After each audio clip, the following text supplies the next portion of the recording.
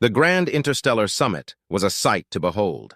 Delegates from dozens of species mingled in the opulent halls of the massive space station, each adorned in their traditional garb.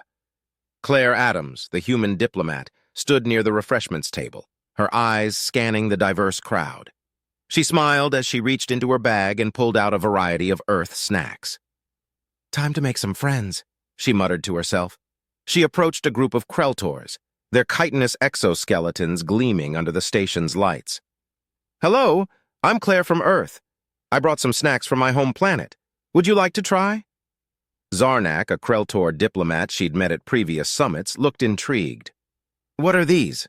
he asked, his mandibles clicking softly. "These are potato chips, and this is chocolate," Claire explained, handing out small samples. "They're quite popular on Earth." Zarnak took a tentative bite of a chip and immediately started coughing, his exoskeleton shaking. Claire's eyes widened in alarm. "Are you okay?" It's very salty," Zarnak managed to say, his voice strained. Nearby, another Kreltor spat out the chocolate, his face contorted in disgust. "This is unbearably sweet." Before Claire could react, a group of Lyrans, feline-like aliens, approached. One of them, a delegate named Sira, sniffed the air and recoiled. "What is that smell?" she hissed, her ears flattening against her head. "It's just chocolate," Claire said, feeling defensive. "I thought it would be a nice gesture." Sira's eyes narrowed. "In our culture, such overpowering scents are considered extremely rude. You're offending everyone here." Claire's heart sank as she saw more delegates reacting negatively. A Rylothian diplomat, whose species was known for their keen sense of taste, sampled a chip and immediately collapsed into a chair, fanning his mouth with all four hands. "Water! I need water!" he gasped. The situation quickly spiraled out of control. Claire watched in horror as delegates from various species began arguing, their voices rising in a cacophony of outrage. The previously peaceful summit hall turned into a chaotic scene of offended diplomats and cultural misunderstandings. Zarnak tried to calm the crowd. "Please, everyone, let's not jump to conclusions. This was clearly a mistake." But his words were drowned out by the clamor. Claire's cheeks burned with embarrassment as she realized her well-meaning gesture had sparked a major diplomatic incident. She caught Zarnak's eye and mouthed, "I'm so sorry." Zarnak nodded, his expression sympathetic but grim. "We'll fix this," he mouthed back. As security personnel moved in to restore order, Claire knew she had a long, difficult path ahead to mend the rifts her snacks had inadvertently caused. She took a deep breath and steeled herself for the challenge. As the dust settled, Claire and Zarnak found themselves in a small, private conference room, trying to assess the damage. The chaos from the summit still echoed in their minds, and the news of the incident had already spread across the station, causing diplomatic channels to light up with outrage and confusion. Claire sank into a chair, running her hands through her hair. "I can't believe a bag of chips and some chocolate caused all this," she said, her voice tinged with frustration and regret. Zarnak clicked his mandibles thoughtfully. "It's a perfect storm of cultural differences. We need to address it quickly before it escalates further." A holographic screen in the room flickered to life, showing the stern face of Claire's superior, Ambassador Morgan. "Adams, I hope you understand the gravity of this situation," he began without preamble. "The Council is demanding immediate action." "I understand, sir," Claire replied. "We're already working on it." "Good," Morgan said, his tone softening slightly. "Focus on the Kreltors and the Lyrans first. They seem the most offended. Report back with progress in 12 hours. Morgan out." The screen went dark and Claire sighed. "No pressure, right?" Zarnak placed a comforting claw on her shoulder. "We'll get through this. Let's start with the Kreltors. I can help mediate with my people." The two headed to the Kreltor delegation's quarters, where they were met with wary glances.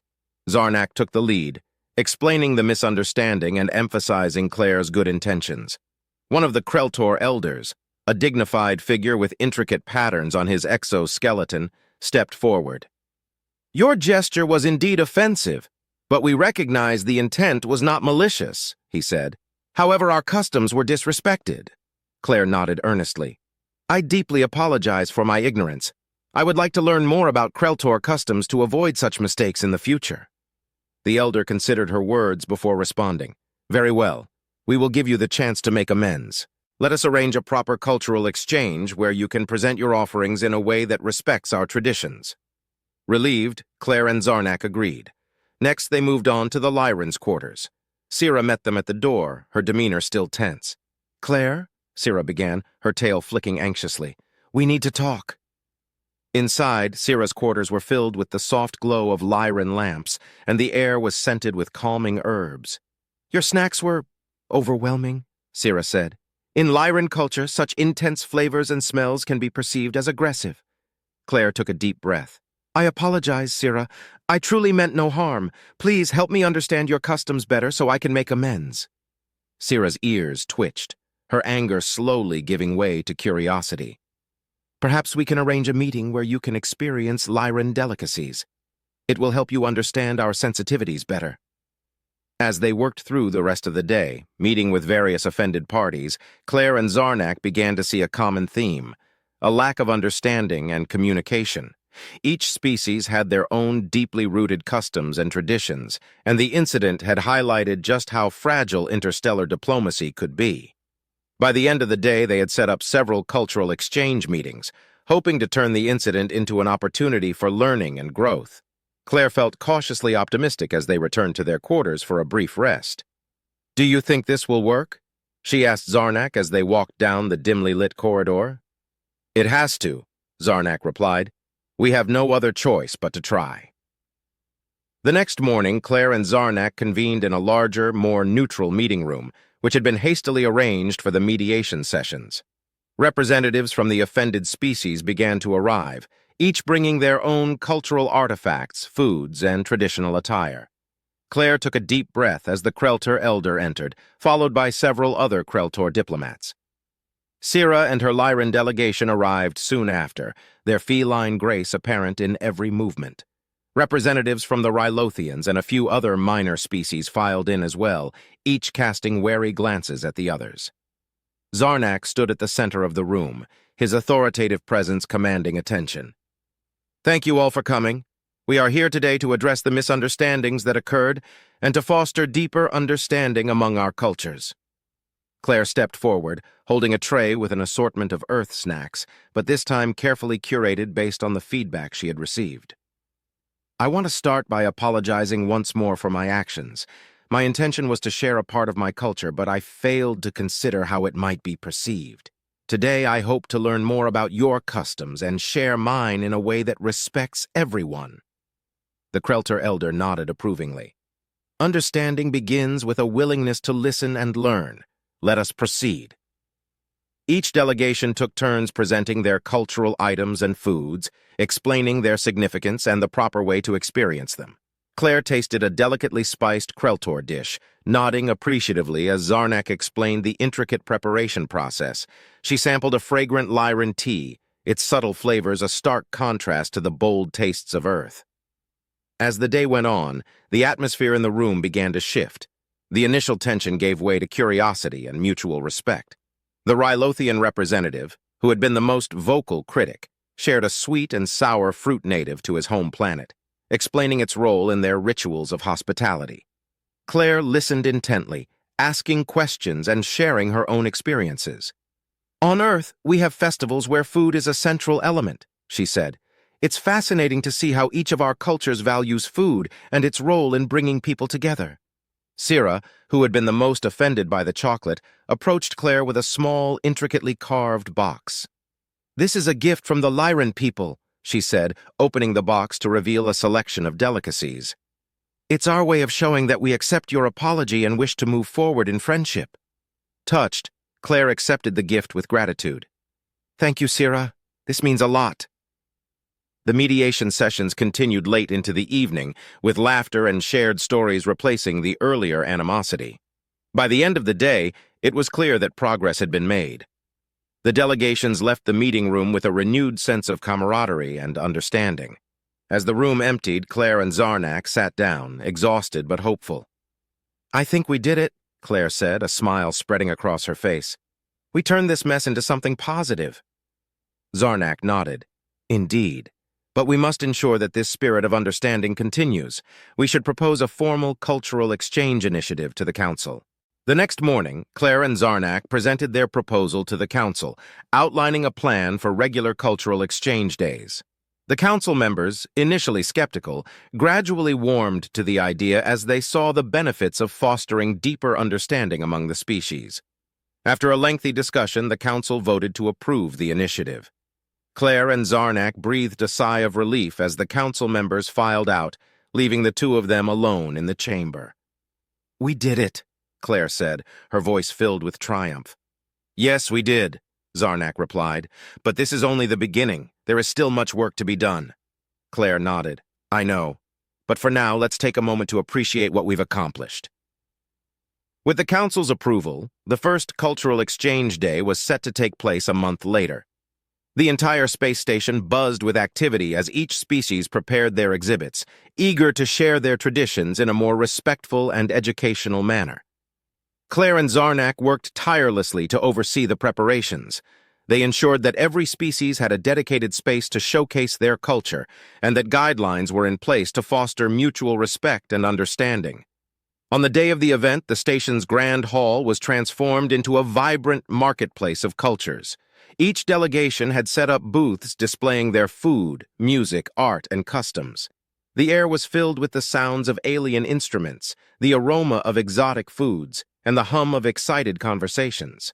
Claire stood at the entrance, welcoming guests and directing them to the various exhibits. Zarnak joined her, his eyes gleaming with pride. "It's finally happening," he said. "Yes," Claire replied, looking around at the bustling hall. "Let's hope it goes smoothly." The Kreltor booth featured intricate sculptures and delicacies that Claire had come to appreciate during the mediation sessions. Zarnak guided visitors through the exhibit, explaining the significance of each item. The Lyran booth was a sensory delight, with aromatic teas and soothing music that drew many curious visitors. Syrah, with her usual grace, demonstrated traditional Lyran dances, inviting guests to join. At the human booth, Claire offered carefully selected Earth snacks, explaining their cultural contexts and how they were enjoyed. This time, the reactions were more positive, with delegates appreciating the opportunity to learn about human customs in a controlled and respectful setting. Throughout the day, Claire and Zarnak moved from booth to booth, engaging with visitors and ensuring everything ran smoothly. They marveled at the diversity and richness of each culture and felt a growing sense of accomplishment as they saw delegates from different species laughing, sharing stories, and forging new friendships. As the event drew to a close, the council members gathered on a raised platform at the center of the hall. Ambassador Morgan stepped forward to address the crowd. "Today we have witnessed the true spirit of cooperation and understanding," he began. "This cultural exchange day has shown us that our differences, when respected and celebrated, can bring us closer together. I want to thank Claire Adams and Zarnak for their tireless efforts in making this day possible." The crowd erupted in applause, and Claire felt a surge of pride and relief. She glanced at Zarnak, who nodded in acknowledgement.